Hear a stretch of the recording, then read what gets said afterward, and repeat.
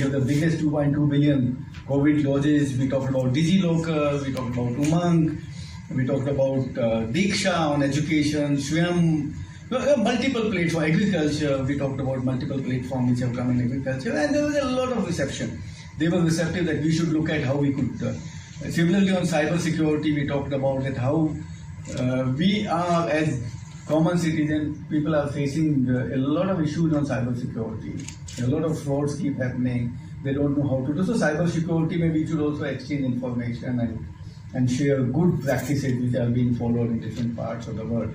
And third one is on digital skilling. While we are talking about the digital skilling, digital divide has to be bridged. And digital skilling should also be used to reskilling and upskilling our people, similarly in their country. And we should also look at how we can exchange what is their qualification and certification, what is our qualification. Is there a way we can match each other so that talent can be used and they can be seamlessly moved to a place where it is required. So this has been done in the first, and now these are the every working group will have 4 meetings in which we finally negotiate on specific ideas. As you know, G20 is a consensus-based platform. So we all have to have consensus. So now this exercise of consensus building will begin. We have already shared our draft, whatever we need to. We are looking at the end of the G20 summit in Digital Economy Working Group. They are also looking at it. We are sharing that. We are talking to each other in consensus on that. So this is how we will be talking. So in second Digital Economy Working Group, also our focus will be doing one important thing with event, where we are also showcasing how India has led to bridge the digital divide, connectivity for all, which has been our mission, and how Department of Telecom has expanded connectivity multiple ways, whether it is broadband, 4G, 5G, BharatNet. So we'll be talking about that how India has been able to reach the last mile to the last people, and what are our targets and how we are going to make it in a sustainable manner. So sir will be talking about that in detail. And then we also would like to take them to some of our projects, which are the technology projects. Like in IIT Hyderabad, there will be some projects which are about our digital ecosystem. They will also demonstrate how 5G is working, how we are also looking at 6G, Internet of Things. All that will be showcased to the delegates so that they know India is far ahead, even in technology. A lot of work has been done. And we'll also hold a multi-stakeholder workshop on digital skilling, where international organizations, UNESCO, they will also be showcasing what kind of digital skilling is required, how we can have a multi-stakeholder consultation for mutual recognition of digital skills. So on that there will be a major consultation workshop on 18th. And then obviously the negotiation which will be held on these 3 priority areas which we'll be talking about. One is on digital public infrastructure, as I mentioned. Second one is on cyber security and digital economy. And third one is on digital skilling. Now this is about in general about G20. Now we have done a couple of other activities as part of our digital economy working group. 2 major campaigns which India has actually, and this is for the first time that India has done this for all the 20 countries, that we have run 2 campaigns. One campaign is Stay Safe Online, which is running now in all the 20 G20 countries, invited countries, as well as we are showcasing it wherever it is possible. And it is a huge success. We have got millions of hits on that. There are nearly 5,000 posts have come on social media. I don't know how many of you are on Twitter. If you go onto Meti, you will see Stay Safe Online. Almost daily you will find something coming out. Very creative kind of a thing. So a lot of creative contents have been done. These have been done in multiple languages. We have asked these G20 countries also, and our missions, our embassies in those countries, that you can also showcase this in those languages. So that is on the Stay Safe Online campaign. We have a small video on that. Are we ready? We can show that. It was launched by the Sherpa in December when we took over the presidency of. Decisive or action-oriented होगी. With the world fast adapting to digital innovations, India is inviting global startups and innovation from all G20 member initiatives in 6 sectors under Digital Innovation Alliance. The G20 Digital Innovation Alliance Summit will be held in the city of Bengaluru and will see global speakers, startups, unicorns, industries, corporate and the government aiming to showcase digital solutions for various world economies. The summit will not only celebrate the startups but find transformative digital solutions that are needed for the betterment of economies and the upliftment of humanity. Transforming billions of lives across the globe, the Digital Innovation Alliance is a decisive step towards equitable growth for one and all, with the vision to create a futuristic, prosperous, inclusive and developed society at its core.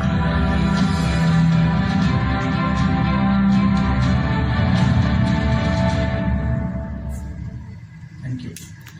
Organizing a side event, and while the detailed negotiations and discussions on crucial issues will happen within the working group, the to actually to share the progress made by various countries in a much more open forum where people from other stakeholders also get to participate.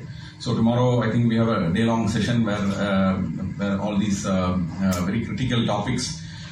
We will get presentations from a variety of people. So the first topic that we are looking at is on high-speed mobile broadband and its impact on lives of people and society at large and industry specifically.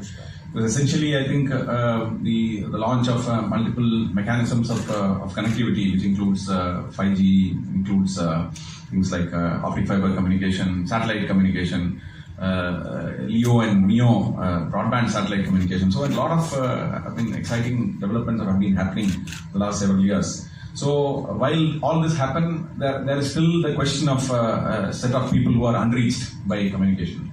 So the first session would focus on how this can be harnessed to actually to deliver broadband to all the rural, remote island states, and countries and so on and so forth. So if you look at in the International Telecommunication Union, which is a UN organization of which India is a part, DoT represents India in this meetings. They have studied this and they have come out with a report saying that a 10% increase in the mobile broadband coverage can lead to nearly about GDP increases ranging from 1.5 to 2%. I mean, depending upon mobile coverage as well as fixed broadband coverage.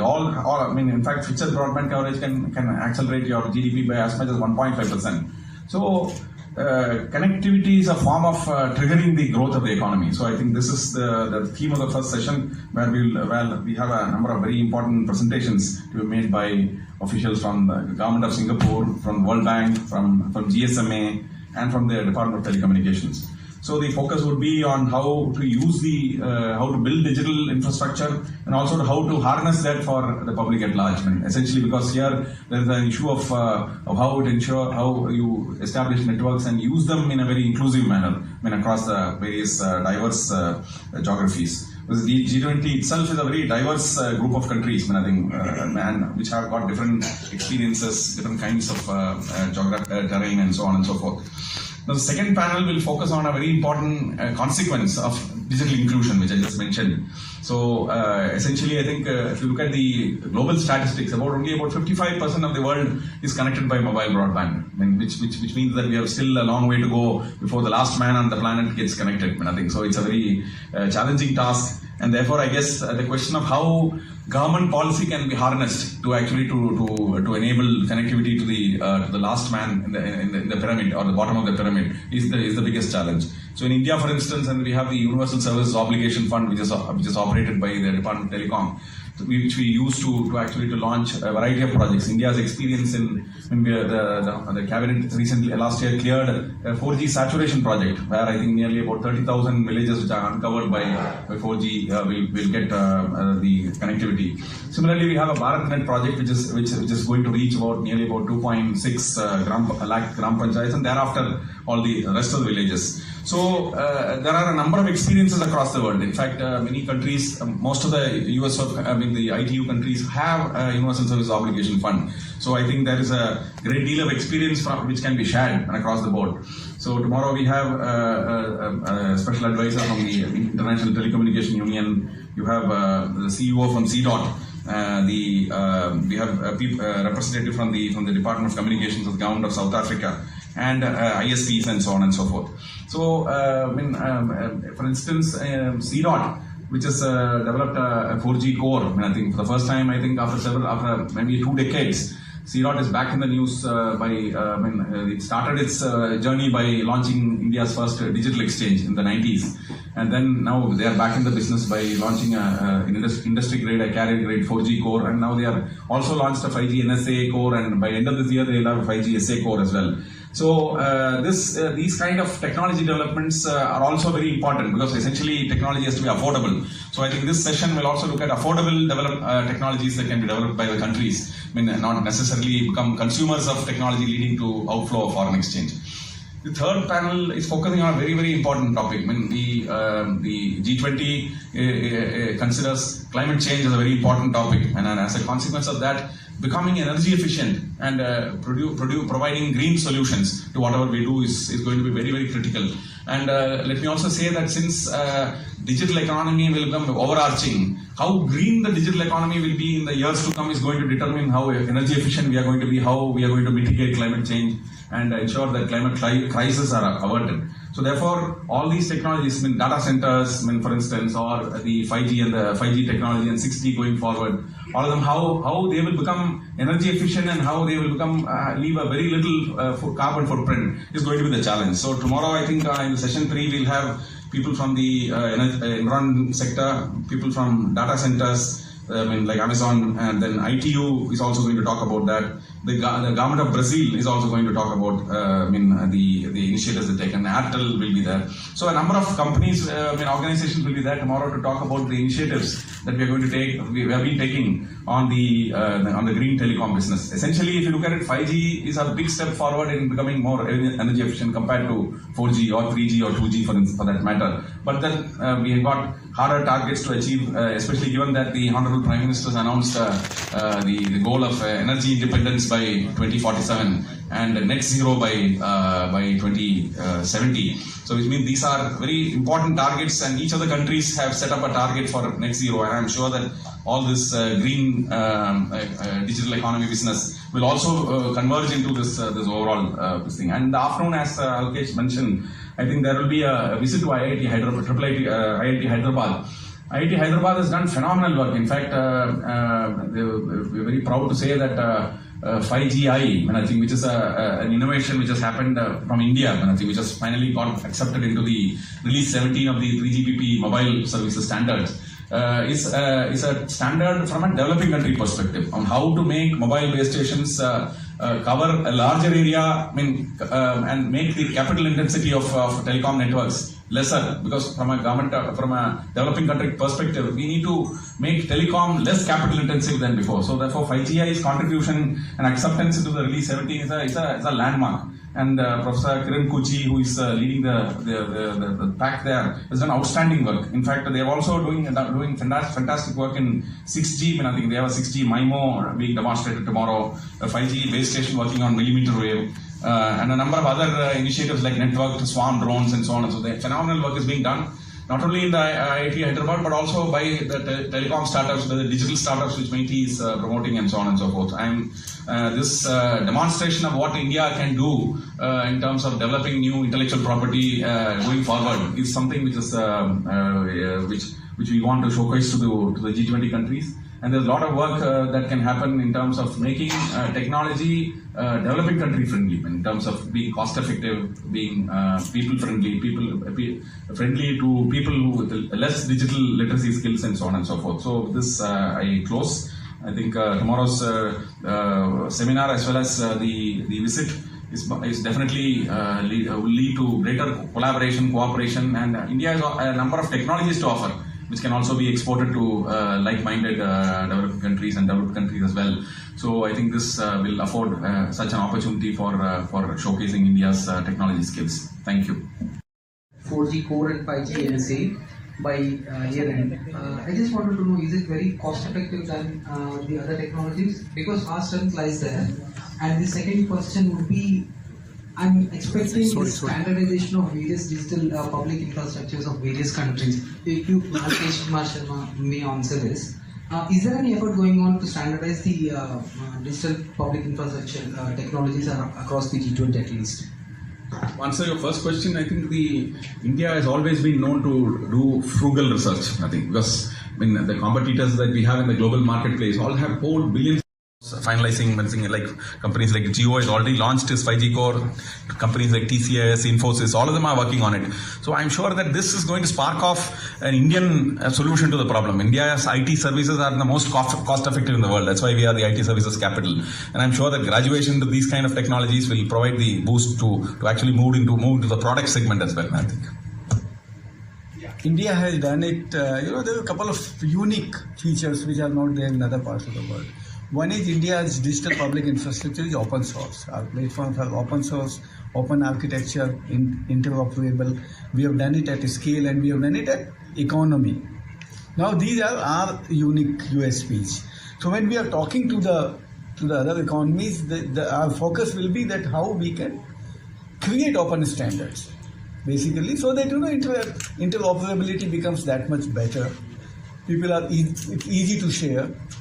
And especially, as has been mentioned, that G20 is a mix of developing and developed economy and even some of the, I would say, third world economies.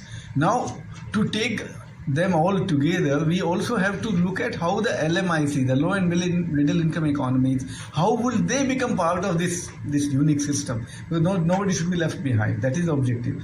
So we are looking at these open standards. How do we share these things? And India is willing to, as has been mentioned multiple times, that we have already offered to the world that India Stack.global, whatever we have developed, we are willing to share it with anyone. So that is the. Just to add to what Alkesh said, we have a unique ID solution which has been developed by the IIIT Bangalore called MOSIP. It's now been provided to 17 countries. So this is something which is remarkable. I think we should be really incredibly proud of this kind of achievement.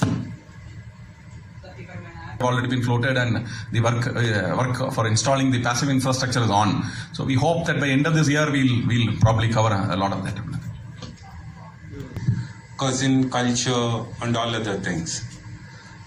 Basically, if you look at technology as such, its nature is just an extension of human mind. So as much as it affects economy, it also affects culture and all other parameters. It's gradually turning into some kind of Anglophile technocratism that affects culture, that affects all kinds of things. So how you are going to, is there any such issues that are going to be discussed? I think priority. But when I am talking about then when people visit different economies and different geographies, we obviously share. We experience something good and we would like to share anything which is good. And that is what we are expecting, that these people, when they go back, they will talk about that we have visited one destination, we found it so good, this is something good about that, and we should, obviously that help us in promoting our own, efforts in promoting tourism and culture. So everything will be revolving around economy and technology. Ours will be, yes. Okay. The specific focus of this group is on that. Thank you. There is a specific group on tourism also. They are talking about that. There is a group on culture. Okay. They'll also. Thank you. Just to add some thought to what you have said, it's an interesting question. I think the growth of digital economy in India has led to an explosion of Indian content on the digital sector. So I think this is what we are just seeing is the beginning. So I think all the content in various Indian languages, MeitY is working on this Indian languages. So all this will lead to actually development of local content, which will lead to proliferation of the local culture and technology as well. To reach the entire population of the country, and we are working on G6 6G technology. So does it make economic sense? A very good question. So standards, for instance, like the 5G standards. 5G standards development started probably 7-8 years ago, right? So if you want to be in the 5G race in terms of developing local equipment, local applications, etc., you should start at T-8, not I mean, at T. So, I mean, I think if you, the 6G, if you look at it, the scoping exercise is going on and the standards development will start next year.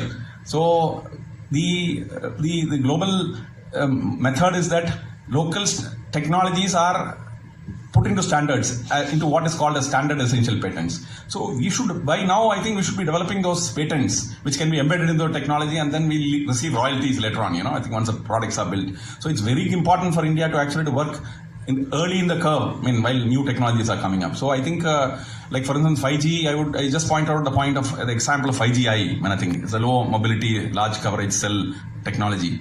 So I think we need to, so we have launched the Technology Development Fund under the USOF. We are funding a number of startups which will actually develop new age technologies which will be plowed into 6G standards. So that's the vision of the Honorable Prime Minister when he released the 6G vision document last month. I invite media friends to have a cup of coffee with us. Every part of our lives to the internet. Technology that has brought our world together in a click has also unleashed the global menace of cybercrime. Today, with nearly the entire human race getting online, no one is entirely safe with insufficient awareness about cybersecurity. In the year of India's G20 presidency, India joins the world in the global effort to address the global need for cybersecurity awareness with the launch of the Stay Safe Online campaign. Safe Online is a global campaign aimed at making netizens across the world more aware and vigilant when it comes to online safety. Whether using strong passwords, using OTP while accessing e-commerce sites, or not keeping sensitive data on portable devices, the Stay Safe Online campaign will empower netizens to stay secure against untoward incidents. Under Prime Minister Narendra Modi's visionary leadership, India joined the global technology revolution's mainstream. Today, with India accounting for 40% of all real-time global online transactions, it is fast embracing technology as a way of life. Stay Safe Online campaign will enable and inform netizens to make the digital world cyber safe and cyber secure for all. Share your videos of safe online experiences with hashtag StaySafeOnline. Log on to www.mygov.in/StaySafeOnline to join the Stay Safe Online campaign.